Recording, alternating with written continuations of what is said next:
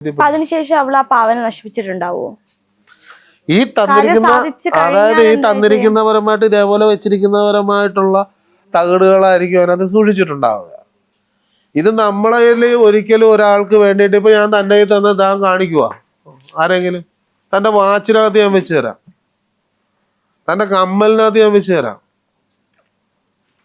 ഞാൻ പേനയുടെ അകത്ത് എഴുതി വെച്ച് കൊടുക്കാറുണ്ട് അവർക്ക് രക്ഷപ്പെടാൻ വേണ്ടി, പരീക്ഷയ്ക്ക് പോകുമ്പോൾ മാർക്ക് കിട്ടാൻ വേണ്ടി, അവർക്ക് എനർജി കിട്ടാൻ വേണ്ടി. എന്തിനാ വേണ്ടിയിട്ടാ? അവർക്കൊരു വഴികാട്ടി, ഒരു പോസിറ്റീവ് എനർജി നമുക്ക് കൊടുക്കുക അവർക്ക്.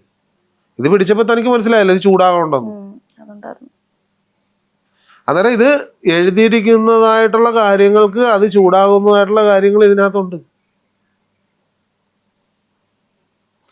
അവളുടെ പാവയിടകത്ത് എഴുതിയിരിക്കുന്ന അവളുടെ പാവയിടകത്ത് ഇത് ചിലപ്പോൾ ഇതായിരിക്കാം, അല്ലെങ്കിൽ ഇതേപോലെ എന്തെങ്കിലും വേറെന്തെങ്കിലും ആയിരിക്കാം. എന്തിനോ എനർജി കൊടുക്കുന്നു, കല്ലിന് എനർജി കൊടുക്കാം. ഈ ആവശ്യം കഴിഞ്ഞാൽ അത് തിരിച്ച് മൂർത്തിഭാവത്തിലേക്ക് തിരിച്ചു കൊടുക്കും. അവരെ ഏത് മൂർത്തിഭാവത്തിൽ നിന്നാണ് കൊണ്ടുവന്നിരിക്കുന്നത്?